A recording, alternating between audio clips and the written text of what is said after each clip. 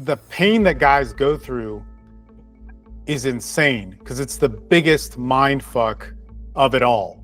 Like, where's the answers, right? So part of my whole pitch is like, there's false solutions everywhere, which basically means there's a solution that you get that works, that can be argued, that can make its point, makes logical sense, and it works for a little bit, but it doesn't sustain things. It's kind of like a society that's built. But I don't blame women for all our problems. I blame men. I just made a post yesterday. I said, us men are so degenerate. We built the whole goddamn world. We built the entire world, the roads, the railways, the planes, everything. For today, for us to build these buildings without accountability, giving the keys to feminists to say, go up on top of that building on Burj Khalifa and piss on all of us for free. These people that could afford men's coaching, they had no place to talk to about many things. That's just one of them. Hundreds of men who came from single moms that could afford certain levels of coaching, there was no exception.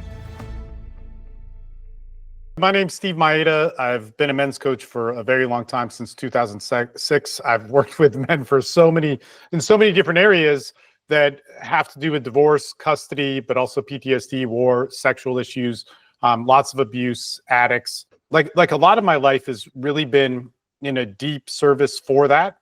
And man, it's what I'm good at. So I've been doing that for about 19 years now, and it's taken me on quite a wild ride. You can find me at direct.me/Steve Mayeda, STEVEMAYEDA.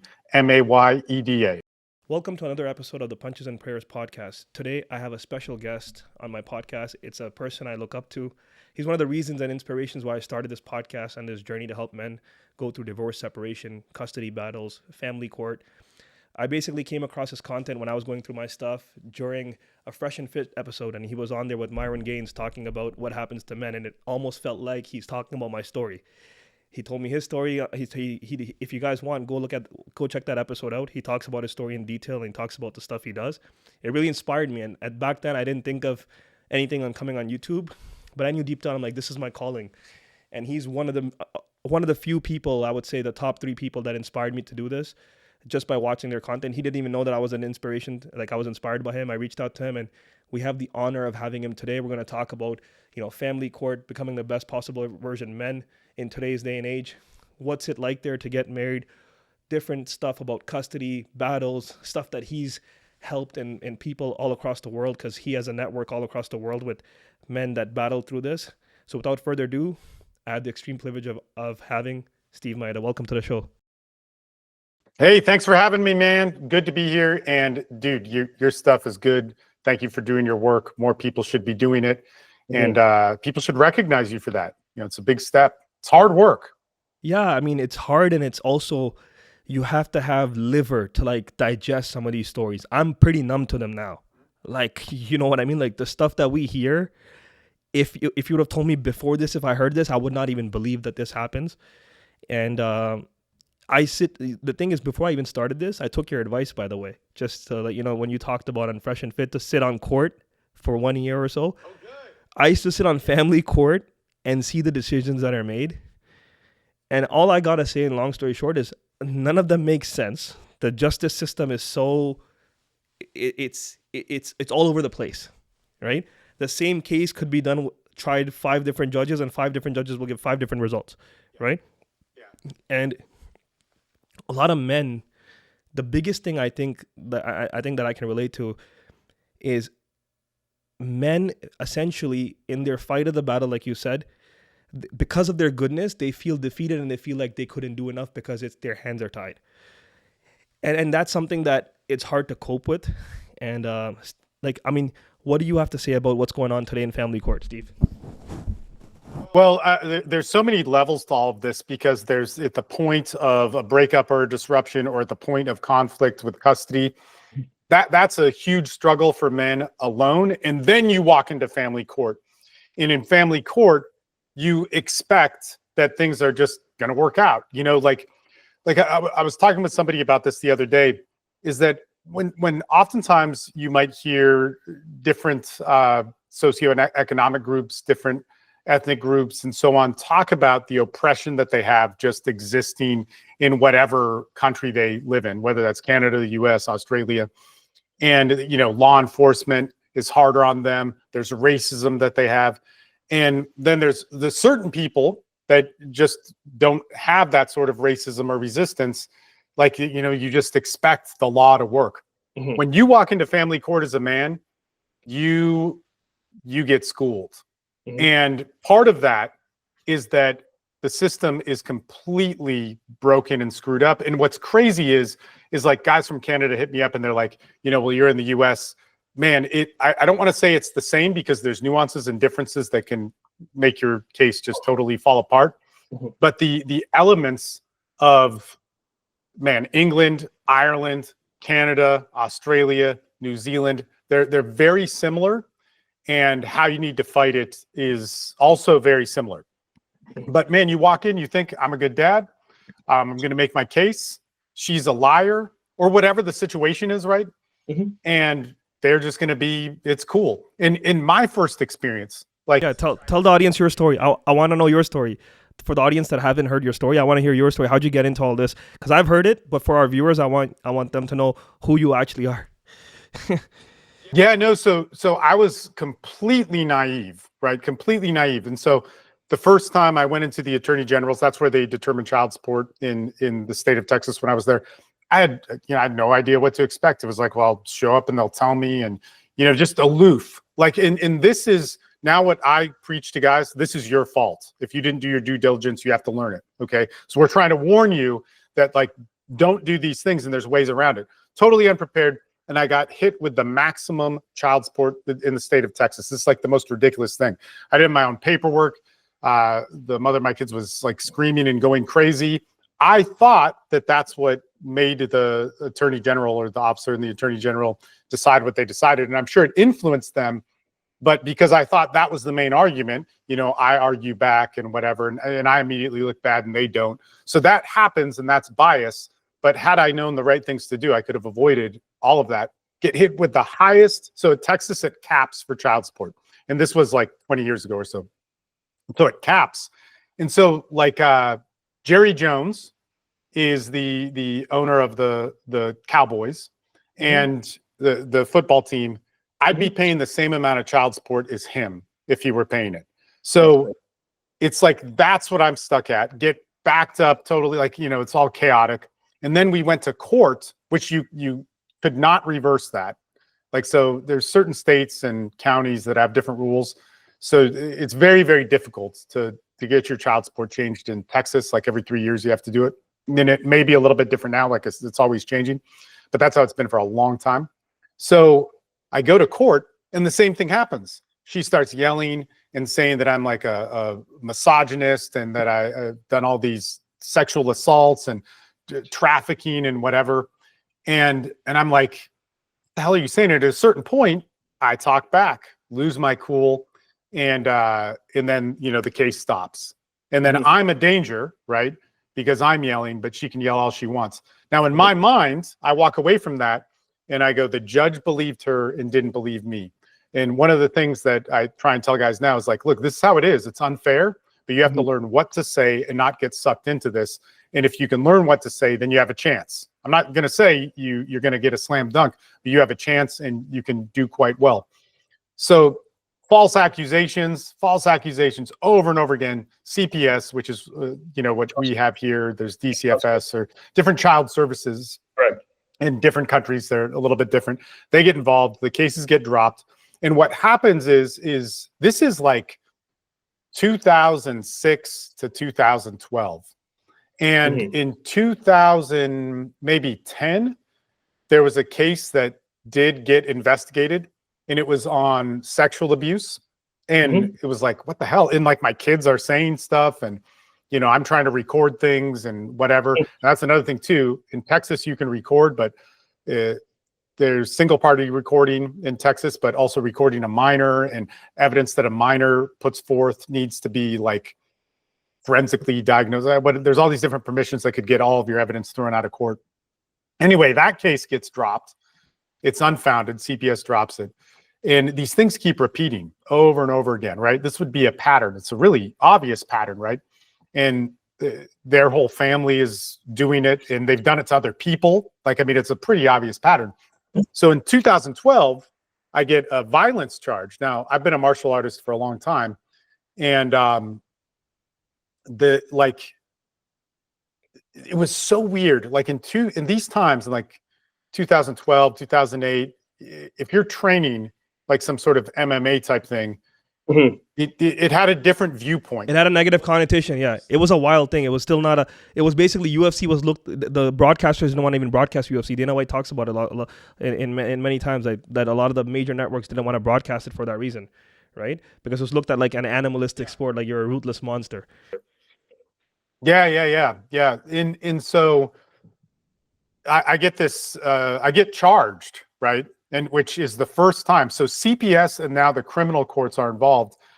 And like, so, did the interview with the police, got a lawyer, and I got a good lawyer that turned out to be a bad lawyer, which is also another thing that I can talk a lot about, because you have to learn, man, you got to make connections with people who know the law, whether you like them or not, whether you use them or not. You need to understand, you need people to be able to go to. So at the time I didn't get it, right? And there's all this history of false accusations. Like there's a paper trail of it. There's a family history of it. There's neighbors on their street who've been accused of it. And some of them got consequences towards that. There's all this stuff. So I'm like, well, surely you just go there and say, hey, look. And that was not the case. And here's the thing. Went to the police, talked to CPS, got a protective order, went to the initial temporary protective order hearing. It gets granted, so then it's permanent, but then it moves into the criminal side. So protective order, it doesn't necessarily mean that the state gets involved and you're in the criminal justice system. It's a huge deal, a protective order. You can't see your kids, but once it turns criminal, then you're looking at jail time. You're looking at prisons or state jails or whatever your state and county chooses to put you in. And so I talked to the cops, leave the cops. CPS is there waiting. I don't know how to talk to any of these people. My attorney gave me a few notes on it, but what can you prepare for? It's like such an alien experience. But there's definitely ways that you can prepare, which infuriates me that there's not other men out there teaching men how to talk to CPS, DCFS, whatever child services, or the police when you talk to them. It's always just get a lawyer and do that. No, there are, and I don't want to say like I have the slam dunk thing, but you need to rehearse it. You need to know how they're going to talk to you. You need to know how they're going to intimidate you. You need to know how they're going to play good cop, bad cop, or whatever it is. And you need to know that they do not care about you or your relationship with the kid. They always say it's for the best interest of the child. And they're doing their job, right? Yeah. And they have a hard job. So I'm not trying to say that they're these evil, deceptive people, but they're overworked. They have a horrible job where they hear about true horrific abuse, and they're, probably biased by it, even though they're not supposed to be. And man, if you don't know how to talk to them, you just need to talk to them once, and it introduces evidence to your case that you cannot reverse. Like the process of getting it thrown out, that is a whole stack of legal crap that you don't ever want to deal with. So what happens is like a couple days after I talked to the police, 5 a.m., the cops surround my house. They wake me up. They put me in cuffs. I had a roommate. I was like, hey, look, call my mom. This is my attorney, whatever. I'm trying to memorize their numbers, for when I have to go to jail. Got put into, because it was for child abuse, I guess for my own safety, they put you in solitary. So you can go out to like use the phones, but you're escorted or whatever, but you're basically like 24 hours. Yeah, holding stuff. 24 hours in one place. Correct. And you just sit there. And to be honest, man, that part I thought was the best part of like getting arrested. Not like it. I want to say jail's cool or whatever, but to just sit in solitaire and meditate or whatever. I mean, you go crazy, but it's kind of, it was all right. So my bond to get out is $40,000. In some states, it's like $1 million for child abuse. Why 40,000? Yeah. Why? Anything with kids is high. Yeah, sorry, I talk a lot and get going in. But 40,000 a lot. That's a lot. 40,000 USD. Yeah. So my bail is 40,000, so my bond was 4, but still had to come up with that. And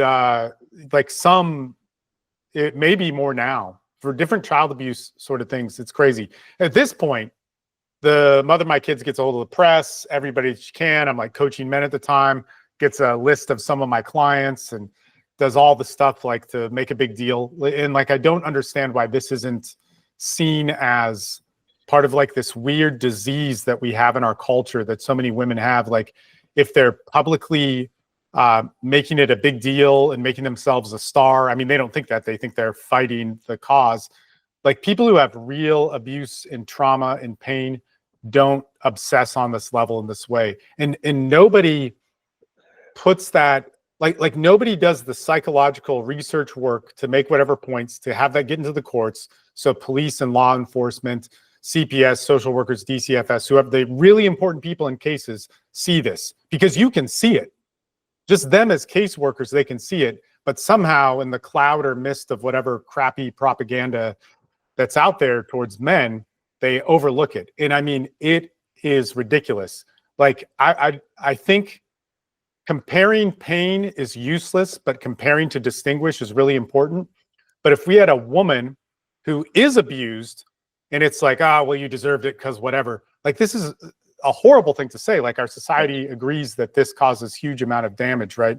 That their pain or suffering gets brushed off, or they have social suffering, like maybe being put in jail like a guy, or being called a rapist or molester or whatever it is. Like these are big things, right? That's the reason why they make the claims, is because they're the biggest thing in our culture. So, man, when this happens, like, you know, she explodes and tells everybody and causes this big thing. And you know what's crazy is the only people that supported me through it were my martial arts buddies, and that wasn't unified. Like some weren't. Like she got in the heads of some of them. And I don't know if this is another thing. When men, grown men who are doing like hard, badass things, when they get exploited by this kind of lie, they become worse than women. They get involved in the gossip in like worse ways, and they're protecting and all the Captain Save-A-Ho stuff. Yeah, and it's. I talk about this stuff. I talk about this stuff on my podcast, by the way. Captain Save-A-Ho analogy. I talk about it all the time. Yeah. Dude, men are worse than women when they flip on this. And And I blame men, by the way. I don't blame women for all our problems. I blame men. I just made a post yesterday. I said, us men are so degenerate. We built the whole goddamn world. We built the entire world, the roads, the railways, the planes, everything. We fought the wars, big world wars, millions of guys coming in front of cannons, giving their life away. For today, for us to build these buildings without accountability, giving the keys to feminists to say, go up on top of that building on Burj Khalifa and piss on all of us for free. It's a man who enabled that. It wasn't a woman who enabled it, right? And it's a dishonor to the men who are actually fighting the good fight, working honorably to not make sure that women and kids don't suffer. Like, where is, like, the thing that I don't get with this extreme feminism is, where's the honor in that? Like, I do boxing, right? I've been boxing, just like you said. You do martial arts. I've been a boxing fanatic my whole life. In summers, I run late at night because it's cold in Canada. So I'll go like 5 a.m. in the morning, 4 a.m. in the morning, I'll do my 7K runs. Bro, to this day in 2025, forget before, most of the people working outside to maintain this infrastructure at night are men. They're breathing these gases, this, that, and they honorably do it so women don't have to do it, right? But where's the respect for that? Where's the respect? It's almost become like man versus woman and we're against you. And these courts love it because it's a big money game. Like I realize in this, the reason why courts love this, like you talked about, you know, I don't know why. It's because here in Canada, it's a big money game. Like, for example, in Canada, if a guy comes to your house to rob your car and your stuff, you call the cops, they'll be like, let him take it.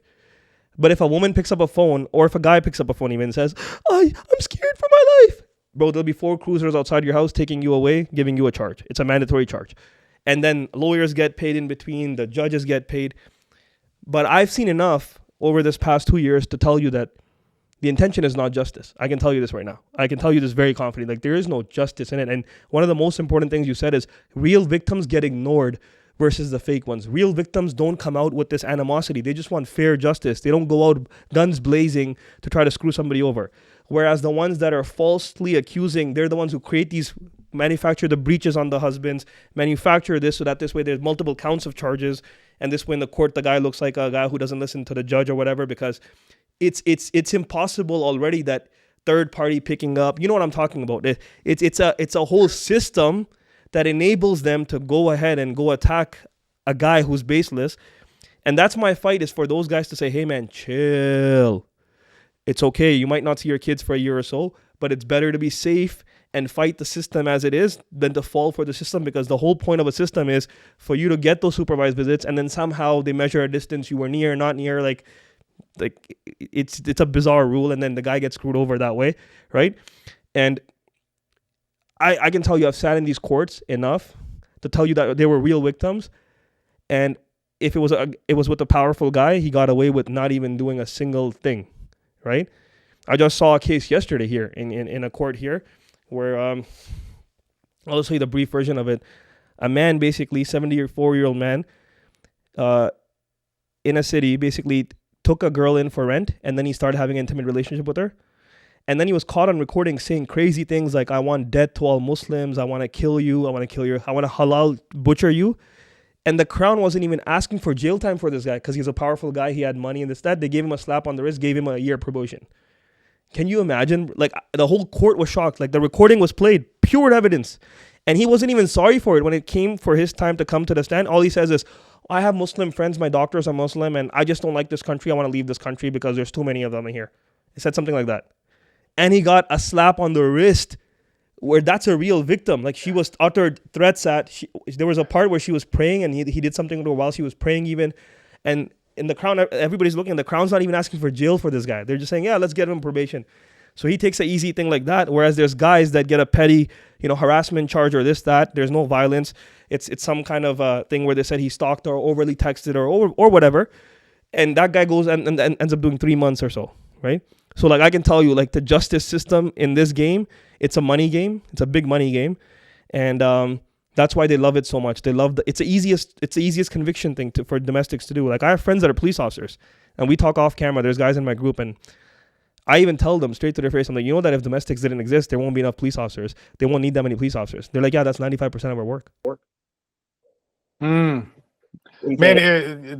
that's another thing too. Like, if at least back in the day, and I think it still exists, but a lot of cops were like the only people training if you're doing jiu-jitsu, like 2010 or something. But the thing is like, man, what you hear, it was such a good experience to have so much training with law enforcement and whatnot, because, man, you realize really like how influenced the front lines are, and how screwed they get, and then to be put in the system, work with the DA and whatever, and it's all numbers. And that's one of those things, like, men, like fathers, are pawns in a game to reach a stat, man, a statistic for people to prosecute on.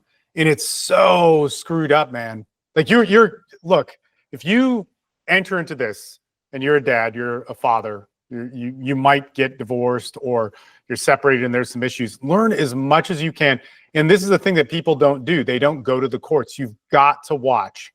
And like the first time I heard this was like people talking about going to court, and then you'd be horrified and hate the system. Man, don't think that you will. Like, that's going to happen, right? 100%. But you need to start going like, okay, what is winning and what is not? What lawyers are doing good? What judges have certain personalities? Like 5 different judges, 5 different rulings. What can I do to get this? And you're going to see people win. You're going to see people lose.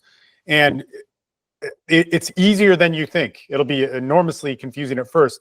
But think about your first time entering into the court, like I did with the attorney general or whatever, not knowing anything. You're just, what's happening? What's happening? And you lose it because you're a sane person, right? But then you're treated like a completely insane person. And I'll say this too, like, this is another thing that I've thought about quite a bit, is if you are a martial artist, and it's very popular now, so it's a little bit different, but man, like, this gets used against you in the craziest ways. He's a crazy guy. Yeah. No, it does here. They say he's a crazy guy. Look at him. Like, I'll tell you what happened with me. When I was getting released, so just like you, when you went to the holding cell, I went to the holding cell here, and imagine minus 40 in the winter holding cell with no heater. Okay, concrete 6x6. Your toilet's there. Your water's there. The water that I was using to wash myself was cold that night. Like, imagine it was like freezing, like almost ice in it. So I was doing push-ups and sit-ups and squats all night. Like I didn't sleep. There was no sleeping. And all I hear is the other men crying and tittering. Like I was just like, guys, man up. Like we're here. It's all good. They were all in there for the same situations.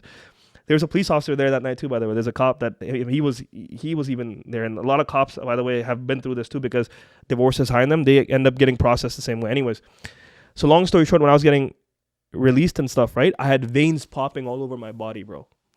Like my t-shirt, I had veins everywhere. Like literally you could see them.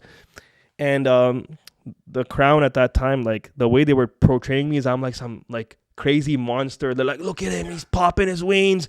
And my lawyer even says like, bro, why are there so many veins on you right now, bro? I'm like, bro, you understand it's -40. You guys are in your houses. These holding cells have no heater. He's like, yeah, I didn't think of it like that. I'm like, it's so cold in those holding cells. People need to understand. In the winter, it's freezing, and that's part of what they want to do. They want to break you, right? But man, I spent a good night there. I probably did like 300 push-ups or something. I didn't count, but that's the only thing that kept me warm in there, because they take off your hoodie. In Canada, I don't know how it is in the US, to take off your hoodie. You can't wear anything that you can strangle yourself. They put you down without socks so you don't kill yourself. No shoes, no nothing. You're wearing just a pajama and your shirt in -40. And I basically, when I came out, I'm like shivering because I'm cold, and I'm hearing like they're portraying me like I'm some kind of like, dangerous guy, like whatever. I'm like, yo, like, what's going on here? I have a really good lawyer though, thank God. He got me out every single time. Shout out to my lawyer Kasanji, amazing lawyer. And we have a lot of deep talks. And one of the things that we want to do with this whole thing and to connect it is to have group discounts for people who need attorneys and stuff, to make sure we make good partnerships with attorneys and lawyers here in Canada. Because man, it's so all over the place, and a lot of stuff is just men, you agree, they panic too much when they go through this. They can't take it like, chill, right? So when I get a phone call, let's say if you ever were to call me, you're a guy that says, so what happens is in my group, we have a WhatsApp group, and we have our own Instagram group where people message me and call me, or I get referred. And the first thing I tell somebody is like, hey man, I got charged, blah, blah, blah, this, I never did this, blah, blah, blah. I'm like, first thing I tell them is chill. They're like, no, chill. Until the guy chills, I don't talk to him. I'm like, you got to chill first. Because I understand, men, there's goodness in us. We want to solve the bad. We want to be there for our kids. And we will go crazy to now, and we end up making mistakes because the system will, if you make mistakes in the system, you understand, with no contact orders, you get screwed for free, right? Yeah. You get screwed for the most dumbest thing, right? Whether it's, I tell people you got to now cut all communication completely, block, delete, forget about it. It's like a funeral happened. Right. And you got to like actually go and do the right thing, which is get an attorney, be around men. Number one thing is get a men's group. And that's one of the things that I wish I had, brother. Like, I wish I had a group like yours when I was going through mine. No one told me that there's this guy. I was just watching Fresh and Fit, and you bumped up, and I'm like, I connected all the dots. I'm like, you know what? Let me Google in Canada how many groups of these exist. None of them are group. There's a bunch of fathers group, but those father groups are simpy groups. They're all about the happy wife, happy life kind of stuff. Like, oh, it's so good that I bent over for my wife and she just did a free ride. It's like a sob story. It's not like men telling him, and be a man, this is going to happen to you. Be ready. Be potentially ready for this. There's none of that here. And I'm sure in the States too, like there's not too many of us, because it takes balls to do this. It takes a lot of balls. And people are scared of cancel culture and whatnot. They're like, oh, I'm going to be canceled to talk about these, topics and stuff. But I'd rather suffer. So I believe it or not, I don't know, maybe you can elaborate on this. But for me, this was my own sanity. I did this because had I not done this, I would have gone crazy. I had to do something about this because I'm a man of direction and a man of intention.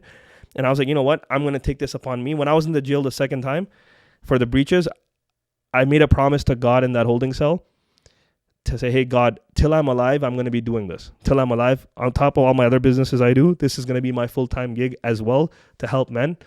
And when I make a promise, it's game over. So I started learning cameras all night, watching videos. I hired this guy who I know, Rami. And to be honest, as bad as it sounds for some people, like some people break in those holding cells, wouldn't you agree it was one of the best experiences to be in there just alone without a... Oh, no, yeah.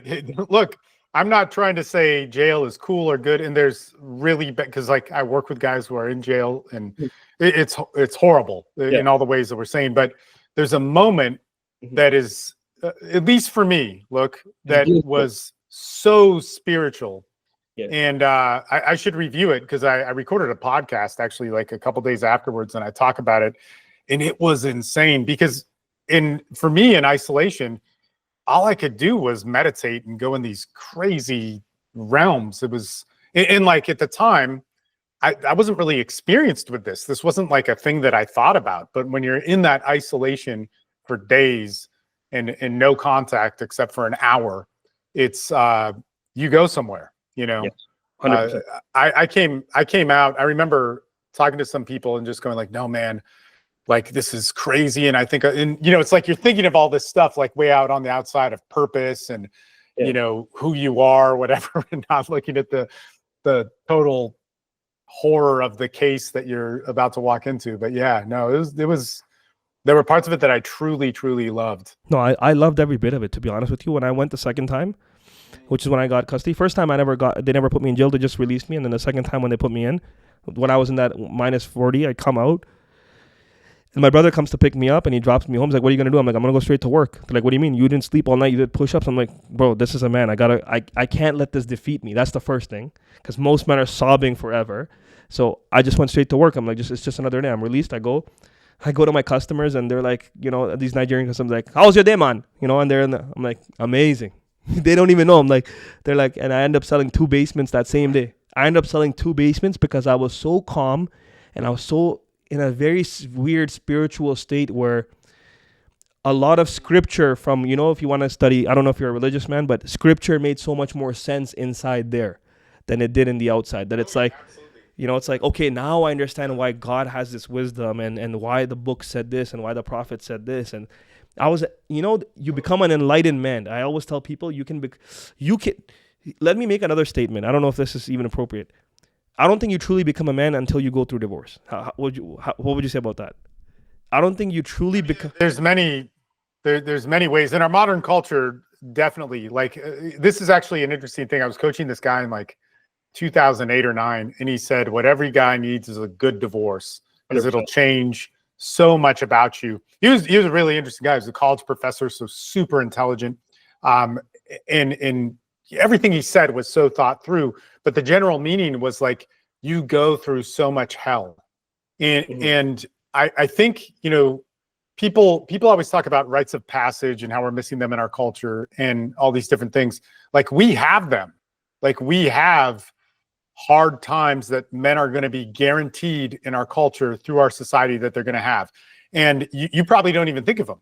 But the divorce and custody, that's one of them. But there could be stuff like addiction or PTSD or war, whatever it is. You're going to hit walls where you are basically made to fail in this culture. And it's not that somebody sat back and designed it, because, you know, it's just all this randomness to be allowed, disorder. And like we could talk about this too, because you had mentioned, you know, like men built all this stuff. But in building something that gets perverted or deconstructed, or, you know, like when you have food out, things grow. And when you have food out that promotes some sort of lying, weakness, hysteria, whatever bullshit. And the thing I hate is like when men get hysterical about stuff, and all dramatic and gossipy. And like, this is what I see with so many men's movements that just infuriate me. But when you have true pain that society gives you, it is a gift. It is a gift. And then this is the, like, you might be, whatever you're reading scripture wise or something out there, it doesn't make sense until you see the power of your higher power or whatever it is, God, you want to call it. But you oftentimes get there through extreme pain, through extreme suffering of letting go of the idea of the BS of the world, and then going, man, whatever prophet said was right. This makes sense. You know, you try and explain like, you know, the crack is where the light comes in. It's like something that Rumi had said, is where you're broken is where the light comes in. You're like, man, just screw that. But when you do get to that point of breaking, you submit to it, and you then have to get your only conversation. It's not with you or me. It's not with a human being. It's not with a tree. It's with whatever is up there. Yeah. You can then see the light that comes in, and you can live by it. And be more humble with so many different things. 100%. So for me, man, I always tell people, like, going through this process, like especially the guys that go through it, first of all, the ones that are panicked, I'm like, embrace it, because it's either going to make you or break you. and you get to decide which one do you want it to be, right? Like just this Saturday, a boxer, Dmitry Bivol, he fought for the undisputed title against one of the most dangerous fighters ever, Arthur Beterbiev. And in the first fight he lost, he was going through a divorce, crazy divorce from his ex-wife, who was like, you know, going on public, talking about him, their bed life, all crazy sorts of like just exposing him and whatever. And he was just cold, the Russian way, just cold as ice, just like, yeah, whatever, it's life, you know, it is life. He goes, it is life. I don't talk about life, you know, I basically do. And he beat it. And you could see in that moment when he won the championship just this last Saturday, he had a moment of tear. Like he just went quiet and people understood that. And then he said, life gives you challenges, is that, you know, your father is still here for you, the kids. But he talked about something else. He didn't want to show those emotions. But he let it all come in. And for him, he was fighting for that cause. That's why he was able to win, right? Because he had to prove on the world stage that I'm not this person that your mother's painting me to be. I'm better than this. And at the end of the day, I'm gonna keep my mouth shut. I'm not gonna lay low in the mud with you, and I'm gonna go do what I have to do. And the thing is me and you know. I mean, you have way more experience than I do. I'm 34, turning 35. You've seen countless men in this process, and I've seen your passion in your videos. I could see genuine passion in all your videos of how much you actually say. Like, for example, most people aren't talking about this. Fathers not being able to see their kids. Most people aren't talking about a father sitting at home during Christmas or holidays, can't see his kids. Most people aren't talking about what a father is going through mentally while still providing child support, paying this, that, and the system. And there's not a lot of help for these men. And it's like people like us that come out, that get inspired to do this. What would you say to the person that can actually inspire? Why shouldn't he do this? Why shouldn't he go out and help men? Because I think that if we can all complain and we can point the finger on the other side, but I just like to take self-accountability. And one of the things I tell men when they call me and say, this is what I get a lot from men, I'm sure you get it too. Hey man, we love your videos. I'm in a marriage, a toxic marriage. I'm in this marriage just for the kids. I love everything you talk about, but I can't talk like this because I have a job, I have this, I have that.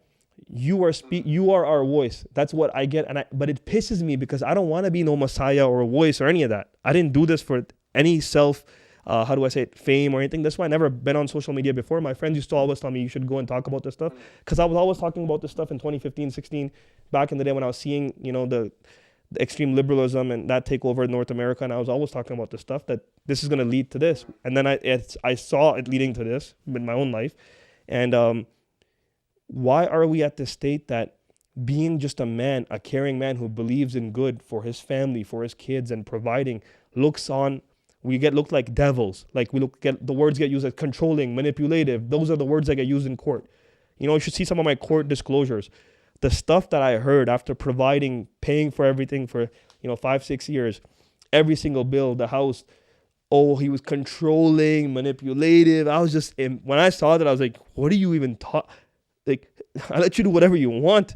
Like, never told you anything. And most men that are like that, they break because they're like, how could she do this? How could she? Where are we in society that this is happening and it's being enabled? Like, it's a question and conversation to have. If you like this podcast and like our content, please remember to like, comment, and subscribe to our channel. Now let's get back to the podcast. There's a couple things here. So society is crazy, and I have ideas on it and opinions about it, but I can't solve its problems, and that's not really, I don't take that on as my job. And I have a ton of opinions because I think when you get to the real solution of what people need for help, men, women, whatever, you have to take into account society and what's going to help us manage and cope with this dysfunction. How it's going to change, man, I don't know. And we'll either die or survive, but there's so many problems that come with it. When it comes down to men's groups, of what I think with it, it's very different. So like I've spoken all over the world in a lot of different ways. And when I used to be the host of a major convention, and in 2016, it shifted to this very like alt-right conservative thing, which and I hate politics. Like I hate that one should align with whatever or labeled, but all the people that started to get invited were like men that didn't have experience and that also weren't helping men. And it was pivotal to my philosophy because like all I had done was this. Like, and I didn't really realize it, but all I had done. And so like to put this in perspective, I'd be helping men with like, let's say some dating relationship stuff. And I would be doing a workshop and I would leave Austin, Texas for a 4 or 5 hour break and drive an hour and a half to go speak at a rehab and work with people that are incarcerated in jail and then they're out on some chemical dependency thing, and then drive back and continue the workshop, 4 hours later or whatever. And it was, this was my life always. People who call me and say they're going to kill themselves or whatever. Like I've gotten many calls where people have killed themselves. That's crazy. And so I don't reward myself. So here's the thing with men's groups, everybody thinks it's a good idea to start one, but when you see the pain and when you see the dysfunction that comes from the pain that is invisible in our culture that men go through, of why they have that pain, of what they do. Like I was late for this podcast because I was doing something for a retreat for men. And I was talking to somebody, I don't want to disrespect them by talking about them, and you probably won't listen to this, but I was riding with somebody who's a vet that is forgotten. And this dude did everything that our world says makes you a hero. But then the only stimuli we see of vets, and these are great people, David Goggins, Jocko Willink, Tim Kennedy, all that sort of stuff. Like they're good, notable people, but that's not the possibility for most vets. They don't get to be a star. And most vets, well, I don't want to speak on behalf of them, but some vets that I talk to that have severe problems of stuff that happened in war don't recover in that same way. And they opted not to become famous, which I have no problem with people doing that, because they wanted to honor their country. And those people, like it's like, what happens? Like you see a homeless guy that's really fucked up trying to get some help, that nobody will help him. And then you hear about David Goggins running, 6 marathons or whatever. It's, oh, well, that guy's lazy. He just didn't do enough. No, that's not the reality. The majority of people that are going through pain is severe. It's crazy. Like, why is it? Like, this is my problem with what happened at that convention. And I left it in 2016 because I'm like, you guys are lying. You have all this information. That's great. You can list off that addiction is higher, divorce and custody is higher, whatever. But who the fuck is helping? Nobody's helping anybody. And that's all I did. And the solution is much different than what you're saying. Correct. Like I get it, like hypergamy and manning up and being tough and working out. That's all good shit. I've also done that probably more than that. I'm not with the red pill stuff. Like I'm not about that stuff. I'm not about this extreme red pill. Like I'm not about that. Or the captain to save a hoe and then go do the same mistake. Some of these guys are telling you this woman effed you, go do the same thing with another. It's like, man, you haven't even fixed him yet. He hasn't fixed himself. He hasn't even healed, and he's gonna go and break someone else. Like this is what the red pill stuff is doing, right? They're like making these animals out of these men, and which I'm not for, by the way. I'm strictly against that stuff. I'm genuinely against all that stuff. You know what I'm saying? Like for me, it's like the actual cure and the therapy of going through this and saying, hey brother, it's okay, brother. You're gonna, like, that is what these men need more than oh no, go get some other girls now. That's not gonna do anything. You know what I'm saying? Yeah. Look, when you get into, or at least when I got into, because I didn't really like sign up for this, it just started happening and I was good at it. And like, man, when you talk about service, I didn't really think I was serving people more, but in knowing just thousands of coaches for men, I've just not seen people do what I did. And I'm not doing that to like be extra special. It's just, I did it.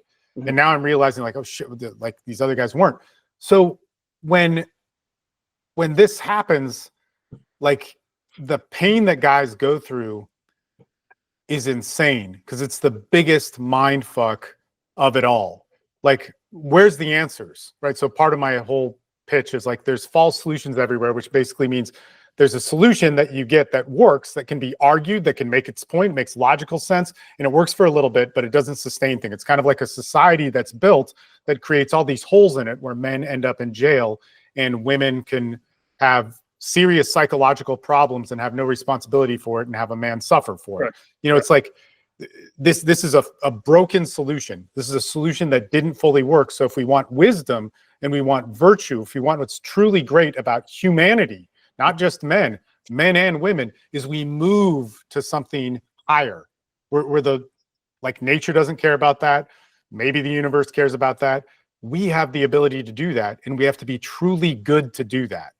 So in order to build good things, we have to be good people, and it's the whole thing, right? So when we have these things like offered to men, like, what's the PC solution? Man, just feel, open your heart. You need to learn how to emote. Toxic masculinity is this thing that was taught. It's not truly your nature. And if it is your nature, it needs to be weeded out because we're all so smart. And so, like, if there is something that is toxic about masculinity that we're seeing, that's being pointed out by a hysterical culture that has unchecked pain that isn't moved through its entire process. It's not just unresolved. It's that we haven't followed the full sacred path of one's pain, that is going like, men being competitive, men being violent, men being sexual is this horrible thing, and we need to teach them. Well, if any of that's connected to our nature, we're actually robbing a vital part that I believe is attached to a man's goodness, a man's virtue, a man's ability to be able to come up with higher philosophies. Like, we need that experience. And then everybody's like, oh, so you agree with rape or violence? No. But what I'm saying is, if you think the solution to minimizing whatever violent crimes or whatever is to just take away a piece of a man without really thinking through it, without really going through it, well, if the argument is that the patriarchy made this crazy psychological mindfuck for women and ruined their lives and laws and whatever, what do you think feminism did? Like if you're using the patriarchy as an example, which we don't need to really talk about this, but I don't really agree with it. But if we're going to use that argument, then wouldn't you say that another social conditioning, a level of enforcement that you needed to do in emergency that you're still holding on to once certain rights were given to women, that you're still holding on to that there could be holes in that? Isn't, there's already studies where we have generations of young boys and girls who are now adults that have dysfunctional problems, that had a single mother, and it was like, great, you're a single mom, you need that encouragement. But we forgot to realize that there's this huge habit that was maybe not predicted, but now we see it, of those moms lying to their kids about how screwed up their dads were. And like, the social narrative, this is another thing you get from actually working with men. The social narrative is that dads suck. But from what I know, from like in 2006, when guys came to, it was immediate. There were a ton of men who came to me and they were like, and this was like, this is a one-off, this can't be true. Like, yeah, I was raised by my mom and I hated my father. And then, when I was 18, 26, 30, when I had kids, I realized it was a lie, and I love my mom, but now I hate her. And it was this whole crazy thing that was just every single guy that came from that sort of family. Like, in fact, in certain demographics, that's another thing I was talking about, because there are plenty of people that hate their fathers or mothers or whatever that have no relationship with them, but they're from a very different demographic. Like, this is where I see with the addicts, where I see with people in jails and whatever that had harder, different lives. But these people that could afford men's coaching, they had no place to talk to about many things. That's just one of them. And it's crazy. And of that certain demographic of people, there was no exception. And I mean, easily hundreds, safely I can say hundreds of men who came from single moms that could afford certain levels of coaching. There was no exception. When they came from that broken home, the mom lied to them. They were taught to hate their father. And then individually, without any community or any social support, made the conclusion that this was not true. And I still love my mom, but she lied. And I really respect my dad. And I just saw him beaten down later, and thankfully he survived, and I could have this relationship with him. That's crazy. That's you yourself? You're talking about your story as well too? You went through the same? No. Okay, you're talking about you're in third party, yeah, in third party context. Okay. You're talking about guys saying that. Yeah. Tons of men. Yeah. With me, my dad is awesome. He's I love my dad. I love my parents, but I love both my parents. Yeah, I love my dad. Yeah. So to go on to the single mother thing, right? When I was younger, right? Like, I'm 34 now, but when I was, let's say, 23, 24, or when I was 22, when I used to meet single mothers, right? Like the early 30-year-old single mother, 32, 33, whatever. And she's like, yeah, whatever. One of the questions I would ask all of them is, where's the father here? Like, where is he, right?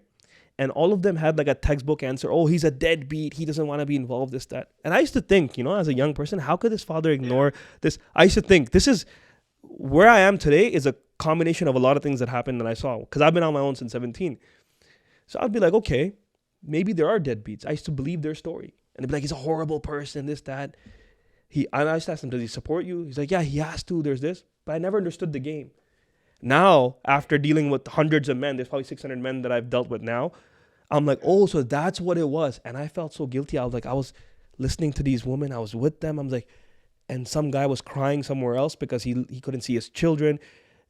I had so much guilt, bro. When I was in jail, these are some of the things I was thinking about going through it. I'm like, man, oh my God, there's that answer. That man gave up because they made it so hard for him to go through this. He got on the street. Another thing now that I see is when I see a homeless man, I tell people, before I never said this, but I would draw my judgments. Maybe he's a drug addict, this, that. I'm like, you don't know what some woman could have done to this guy for him to end up on the street. There's a lot of these homeless guys, they have stories. Trust me, there's at some point, some woman really screwed his life up. Trust me when I say that. And the thing about all of this is there's no benefit to the woman in any of this. I could tell you right now, based on all the cases, even if the woman thinks she won or she got something, she won nothing. Because there's many statistics that are coming out now that single mother homes produce worse results for these kids, right? And we've seen that with this generation. And I don't know why we're still here where it's still even an argument where, like you said, you have to bring up the thing that feminism had to come in. It's like they haven't even debunked it yet. How was it? One of my questions that I wanted to ask you that I was really curious, because you went on Fresh and Fit, you went very fast. You said that you couldn't see your kids for 5 years when this first happened to you back then.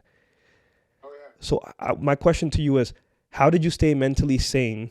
What things did you do to keep your mind in a good state, knowing that you don't know when you're going to see your kids, and God tested you to put you through 5 years of that? How was that time? You didn't talk much about that. So for the viewers that are watching, there's a lot of fathers in my viewership. They watch this. I want you to tell them from your experience how to keep yourself sane. Yeah. So straight up, man, and this will tie into it. But so I got arrested, got out. You start your case. My attorney got me a grand jury trial, which is kind of good and not. It's really unfair. You can't be represented.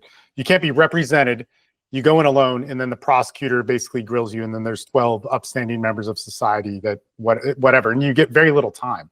Like the prosecutor can massively influence them. But after that, like we went in and I had some witnesses. Like this is the craziest thing. Like I had witnesses for my case that we didn't use properly. It's so effed up. It's so crazy, like how much an attorney can drop the ball.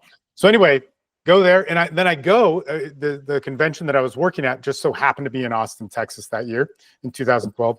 So we're preparing for that or whatever, and I go to my attorney's office. This was on a Friday, and I'll tell you the reason why I know.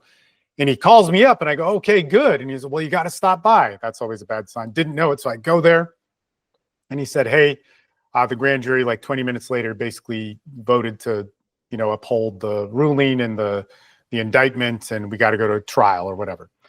And he's like, so what this means is that you won't get to see your kids for 2 years, that's what it was at the time.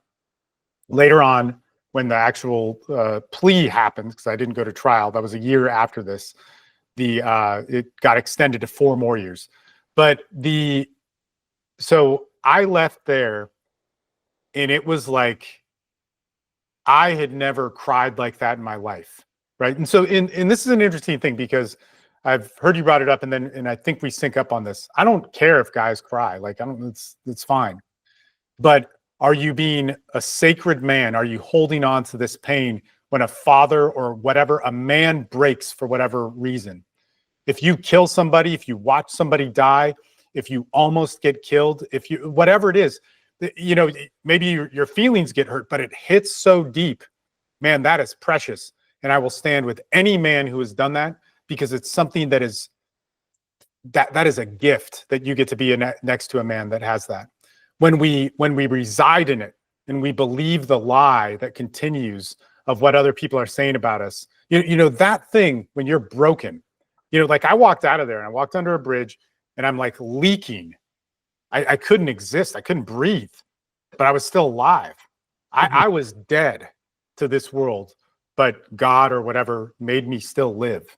Mm-hmm. And in that moment, it's so special. It's horrible. I never want to go back there, but what a gift. Mm-hmm. What a gift. What a gift to have. Yeah. The desperation to see the light. And so I called every number on my phone. Like I've been in 12-step recovery a long time in my life. And so I'm used to pain. Like, so this was when I was 33 or 34. And, my first girlfriend was kidnapped and tortured and all this stuff. And I just had horrible experiences from 17 or 18 or maybe before that, all the way to this. So I had faith in a system that could work. And I kind of love when tragedy happens. Obviously I don't, but I'm like, okay, this means I can go deeper. I can get more into myself, and I can look more at things. And if I think anybody who's atheist or agnostic can still find a good path. I'm not, but when I started, when I was 16 or 17, I was. And so I'm not trying to say you need to believe in anything, but it just so happened that that's what happened to me. But when you start to have faith in something, it doesn't even need to be supernatural. Then you realize I always have a home with that thing. I always do. And when I don't have a home with anything else, it's kind of like being in jail. It cuts the distractions out of my true home and the true beauty of that. So it's crazy because I'm sitting there under this bridge. Hours go by and my friend picks me up and he says, "Hey, Steve, it's Friday night. Let's go speak at the rehab. This is your commitment. You have to go." And I went up and spoke. I don't remember any of it. And this kind of goes into the whole thing. Go to court for a year. Finally, they're like, you have to take a plea or we are going to trial in 2 weeks. Don't have the money for it. Take the plea. 5 years not seeing my kids. And this is just brutal, as one can imagine. At the same time, like, all this shit is being talked on me online about how I'm an abuser. There's articles written. There's like, you could share that Steve has been charged, not convicted, with child abuse. And these things are happening. He's a horrible person because, the loud baby mama and so on. And didn't your baby mama help you later in life? She testified for you. Yeah, she did. She came. Yeah, she came back around. Yeah, no, man. This is an interesting thing. So let me just go into this because this is really important. People, when they screw you over, they screwed you over. That's it. They screwed you over. And they can do nice things to amend things, because I've screwed people over and done things to amend things. And the amendment is there, but it doesn't necessarily mean it's like, hey, total trust or whatever. And we talk all the time. Yeah. There's all sorts of stuff. And it's as good as it's ever been. And actually, her husband and I are really good friends. He's an attorney, and I can't say enough good things about him. So the thing is that this happened and it destroyed me, but I had the backing of a couple things. One, therapeutic community environment. And I already had my groups, but I had my own group too that I went to for help. And I dove into it and went on with life, and it was hard every day. And like, it sucks. Like, here's the thing about parental alienation when it gets to the extreme. You forget your kids' birthdays. You forget holidays. You forget to, like, I used to write emails for them, make videos for them. And this was even before, like, well, YouTube existed, but there were other video sharing apps that don't exist anymore. So the videos are gone. And I'd send them to emails that only I had access to. And then, when I'd see them again, I'd get them to them. And you start to forget. You start to move on. You feel tremendous guilt. And you might think, like, I'm that dad that won't do that. And hopefully you are a dad that never experiences this. But if you do, I hope you don't forget. But it's really common. And in a way you have to, not because it's a bypass, but to fucking stay alive, like to get on with life. 100%. And so I had a lot of support. 12-step communities, therapeutic communities, therapists, other mentors that I would find. When I hear people talk about like CrossFit or MMA, dude, I did all that, man. And it helps to a degree. It helps. Right? Like, you should do it, right? But to think that yeah. Oh man, it's great. You build brotherhood and all that sort of stuff. But to think that that's going to solve all the problems, no. And when you get into this, like when I saw my kids again, so I get married, start a new relationship. Actually, I was already in the relationship with that woman when this case was going on. And she came to support me. She came when I took the plea. She came like you have to go to court once a month in the US when you have a criminal case to check in. So she would come with me all the time, like 2 times out of 11 appearances she missed, So when I got to see my kids again, I saw that this clearly affected them more than me. And I don't want to say that like I saw them and they were like these animals or whatever. It was just that this was so much pressure for them. Like, and this is a weird thing, me talking about it, because, they generally don't listen to my stuff or whatever. This actually gave me a lot of insight on how this affects kids. But they were affected more. And you could see it right away. And again, it's not that they had this crazy dysfunction, that was obvious. It was that they were confused. They wanted to see me, but they felt unsafe with me. They were lied to about who I was for 5 years by many people. And their stepdad was really like instrumental in having us come back together. And it was like, why am I here? But I want to be here. I'm not used to calling you dad. I don't know what to call you. And when you get to how effed up this is, so let's just say there's not any like, personality disorders or depression or suicide and all these things that do come with parental alienation, addiction, whatever. But there's still something where they are just confused and had to figure it out from the ages of 5 and 4 or 5 and 3 into 11 and 8. Like it's just, that is so insane that they had to determine these things and then be involved in the case. Like they had to give interviews, which later on they said they felt all guilty for, and they didn't really understand. And man, it's nuts.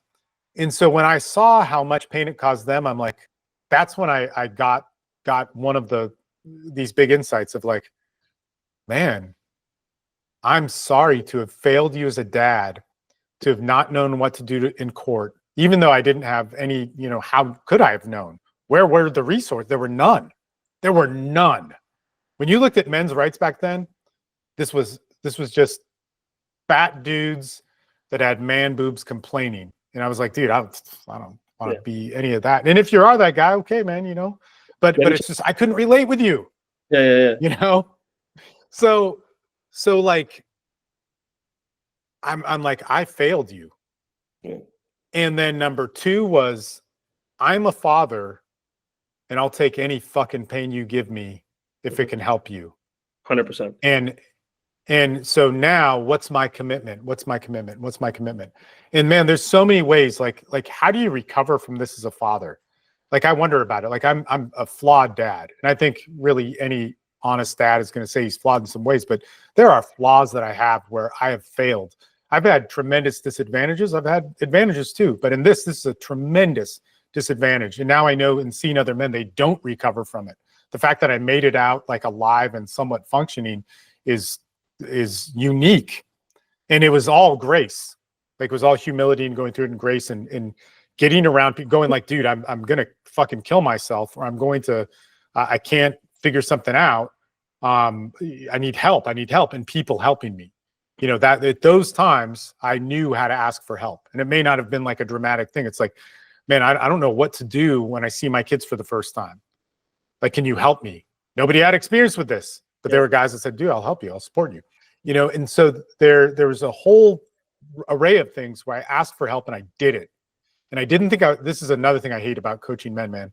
Everybody thinks they're really smart and they got it and they built a business and they slam dunk, man. Yeah. No. If you think that you're smart enough to work in a court system or in the complexities of, whatever personality disorders and high conflict custody and co-parenting with somebody like that you're smart enough, you are not. You've already lost. I was humble. And I was humble because I had my ass handed to me early on in life with really hard stuff that also people don't really recover from, that allowed me to have faith in a process to be like, look, I need help. I'll do whatever you say. That doesn't mean that I'm weak or put up, like I have problems with boundaries. Like I don't have problems with those things. It's when I don't know something, I need to freaking listen, and I need to do it. And I need to not be too smart and overthink whatever and be a freaking woman and have my mind filled with anxiety and variables and then gossip and search online. It's like, no, you need to do. If you want to learn how to lead someday, you need to follow somebody that can lead. And so I knew how to do that. And I still know how to do that. So I think like what made me get through it was I had tremendous amounts of support. And from that day, like when I picked up the phone and nobody picked up for like 2 hours, at this point, I have people in Europe, I have people in Asia, I have people on the emergency line, like of just friends that I talk to that I can call. It ain't like I'm never going to let myself be in that position. Yeah. Because if I can't think, if I'm angry, if I'm emotional, if I'm devastated, if I'm whatever, like I need somebody else to think for me. And I need to pick good people to do that with. And they need to be available and they need to have loyalty. Like I have loyalty for people, not the bullshit of like, I'm going to go with the smartest choice and do it. No, if you are chosen to be in the like Steve lifeline, you have to answer, which means I need to serve you too in that way. We also don't have loyalty like that with people, which is totally fucked up. But man, this whole thing, it wrecked my kids more than anything. And they're great. They're awesome. But what would they have been had this not happened? To be forced to believe that their dad was a horrible person in what society calls as one of the worst people. To be indoctrinated into hating this person, calling other people dads, to see their mother as a savior. And really, like it was, like maybe not in reality, but in their reality, like this was it. She got to make every decision that she wanted and to have all the things that she wanted. She got to do that. And then to realize that maybe that wasn't true. Oh man, like that's when I realized the damage. I failed you. And I'll tell you this, man, any dad, because like there's guys that'll like be like, well, you dude, man, again, working out with tons of special forces guys who kick my ass and they're genetic phenoms. Yeah. You do this. You do this. Like you do what I've done. And I'm not trying like I hate comparing, but when people fuck, man, there were plenty of, I'll even say this, there were plenty of dads that got fucked like me, worse than me, or far less, like the red pills filled with people who got filled with far less than I got. And did they use any of that to help people? Did they use any of that to put themselves out there to say like, I will pick up the phone. I've been there and been on wellness checks where doors were broken down and the dude's fucking dead. And the last person he fucking called was me. Like, I know what it's like to save that fucking voice message. Same, brother. But you see when you're saying this, I feel it, and that's what. When I saw you in Fresh and Fit, believe it or not, I didn't even watch the full episode till the end. I was just enlightened that day. I'm like, listen, man, like, you verbalized what I wanted to do. You verbalized it. You know what I'm saying? And I'm sure that people that are watching, I want all these people to understand that if they get that message, go do something about it, right? We don't care. Like the good thing I like about the genuine men's community that I've come across, like some of the guys here too, is we don't care about competition. We don't have this thing about competing or ego, and we want more and more people to do this. Do you agree with me or not? Oh yeah. I'm saying like, but what I dislike is when I see the pansy ass men's groups, right? Yeah. And it's in that could serve something, but it's like, dude, men need so much fucking like step up and do it. Yeah. There needs to be more. Yeah. Like, please, there's plenty for everybody, you know? You know what's crazy? Some of my biggest viewers are ex-feminists, women. You'd be surprised how many women DM me on a regular that say, I'm 45 now, I'm 50 now, I'm 38 now, but I once did this to my ex. I did horrible things and I regret it. And I respect what you are doing because I'm not for what women do in these things. Like they're actually women. My DMs are full with them. And when I first started this, one of the insecurities I had was I was like, you know what, I'm going to rub some women the wrong way. And some women do get rubbed the wrong way. They think that, oh, they're like some men group, like you're a woman hater. No, I'm not. I genuinely care about a cause that exists, and you don't know this until you're in it. Like, you know how it is? Like, you're not in this darkness until you're in it. Once you're in it, all you see is that, right? So it's like, for me, it just came all of a sudden, and all of a sudden, like, it was crazy. I came out of jail, and a bunch of the guys that called me, they're like, hey man, another guy went through this. It's interesting because the other thing that so when we talk about different men's groups, like when red pill people or whatever, different people in the whole men's movement, like they talk about the problems and they offer solutions, but dude, there's nobody helping. There's no true loyalty. There's no dedication to the solution for men. There's dedication to an ideology and a philosophy and getting popular, but to actually work with men, like people avoid that. Like they work with them for a month or 6 months, maybe a year, and then it's like later, man. There's nothing that facilitates the deep issues that men actually have. And so one of the things that I also dislike about a lot of the men's stuff is, look, from 2007 or something like that, I've always been able to work wherever I wanted. I could work online. Nice. And so all the digital nomad stuff, and I did. And then when I was already a father, that relationship was done, you know, the one that I went to jail for. So I traveled around, came back and saw my kids. This is what I did, and lived Croatia, all over Europe, a lot, really quite a bit in Europe. And then when I met my other ex, when I was 34, I was like, was she Croatian or something? Was she Croatian? No, the second one, it's interesting. She's Mexican, but she's 6 foot tall, like a Croatian, and I'm only 5'8", so it was an interesting thing, and beautiful. Like it was so good because very cool. Like a lot of good benefits to her, and just beautiful. But it's like, man, in first world Western culture, we run into a lot of problems, and I also dislike because the red pill picks up on these things and then it jumps to these conclusions, and it's deeper than that. I think it's much, much deeper than those things. And it was funny because I left that convention because they just got so crazy into all the red pill stuff, and then all these speakers that are just like, that have no experience with men, that are just like kind of defining what it was. And I was like, look, I disagree with this. Like I work, like you're bringing up my people, you're bringing up addicts and trying to promote your message, and you're doing nothing. You're bringing up like parentally alienated parents and fathers, but it's not true, like what you're saying.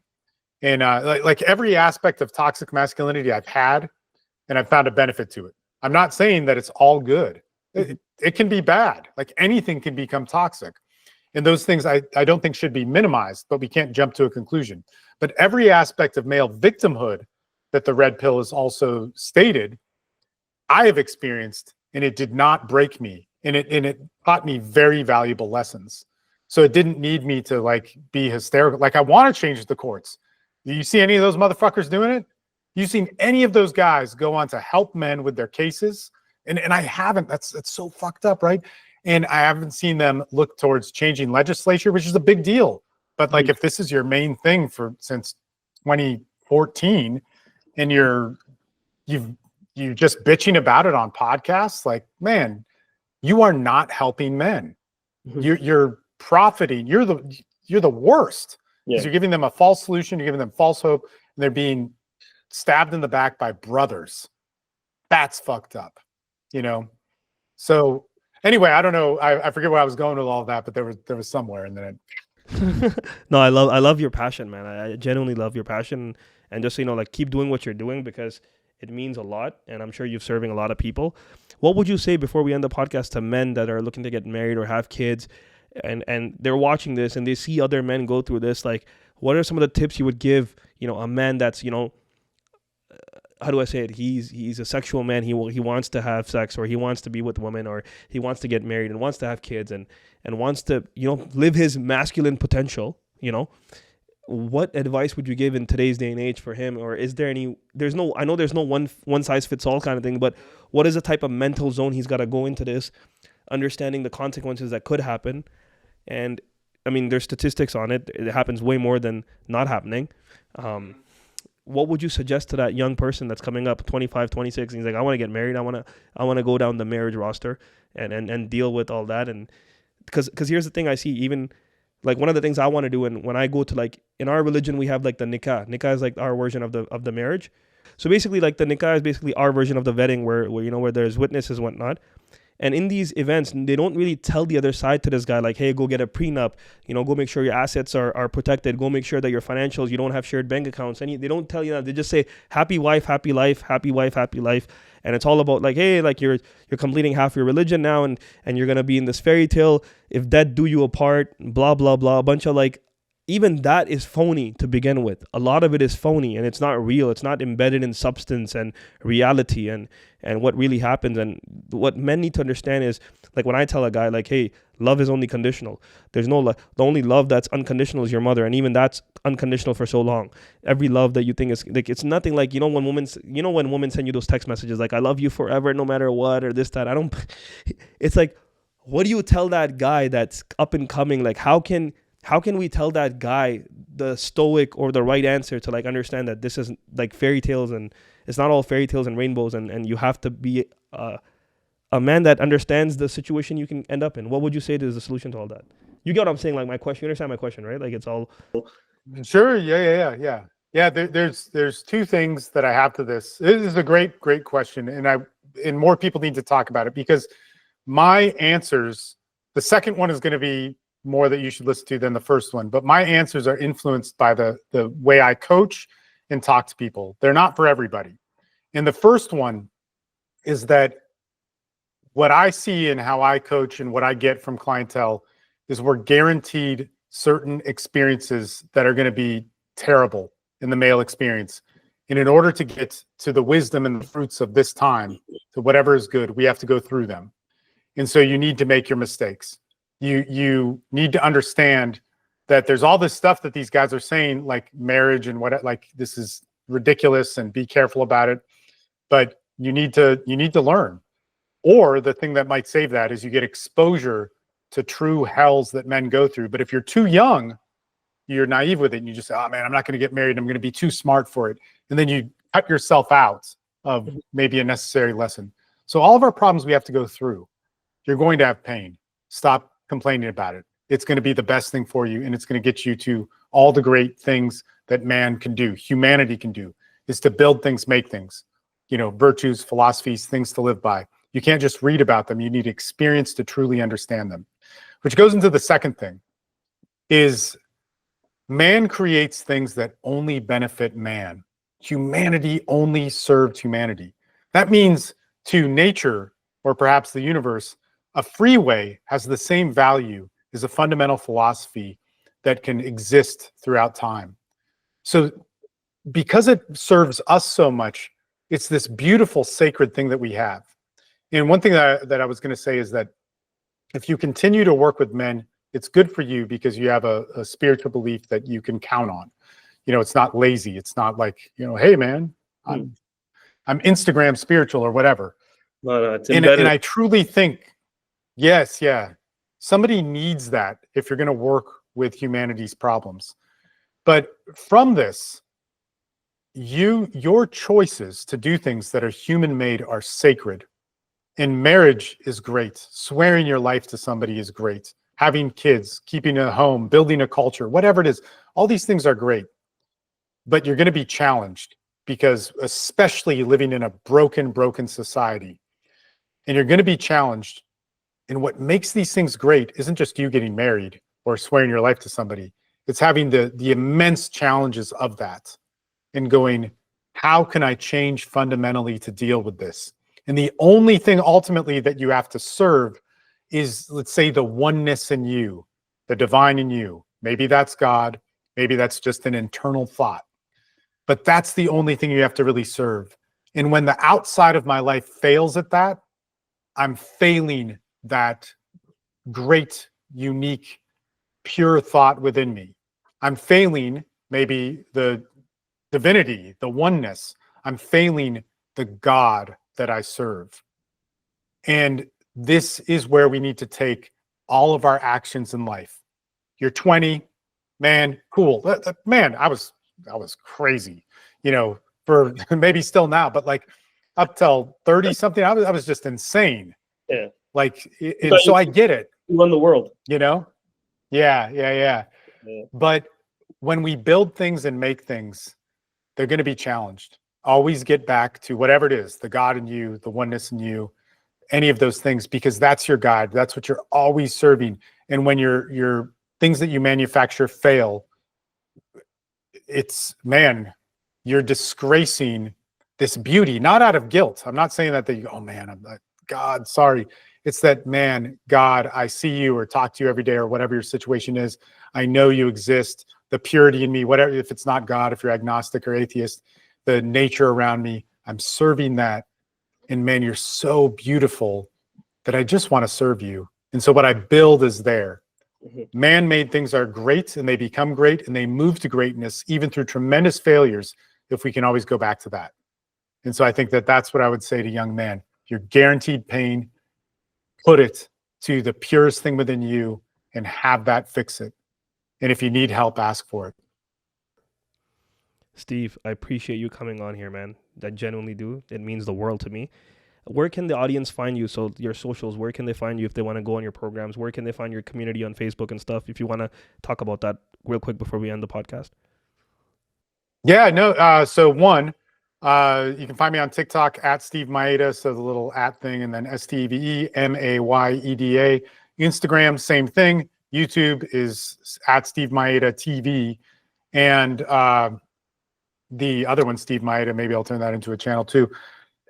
Look, you can send me a direct message on any of those things. I would say Instagram is best. Just please use Instagram. My TikTok is like insane. Yeah. It's always full. Yeah. And, there's differences. So currently I'm trying to make different content. So YouTube should have a lot of the long form content that's a little bit more rich. But if you want to find quicker things, there's a whole bunch of stuff I do. My groups are great. They have everything that you would need. Therapists that work with you, legal assistants that work with you. I work with you. They're really hands-on and full service. I love serving stuff. I'm always hustling to make money for business because you got to kind of do that in my line of work, or at least that's how I've seen it. But I just love working with people. If you work with me, don't do it casually. I get you may not know what you're walking into, but no, we do real work. And if you want me to be loyal to you, be loyal to this idea that you are going to have to work on yourself. So that's that. Steve, I hope to meet you soon one day, maybe in Bogota. I'll probably come out there. It means the world to me that you came on this platform. I mean, we're a new channel, and I didn't know I was gonna it's funny. A year ago I was watching you on Fresh and Fit, and now I got to talk to you. It's a pleasure of mine to have a sit down with you. We can go on for hours, I know, but it's just like for the sake of that, me and you, because we're so engraved in this. But I genuinely appreciate you. I genuinely appreciate the love. Thank you for having me, and hope to see you in person very soon, brother. Well, thank you for having me, and let's meet up, and then we'll do a face-to-face interview, man. It'll be awesome. Done. Thank you, sir. I'll DM you, and this will be up soon. Thank you. You got it, man. Thank you. Bye-bye.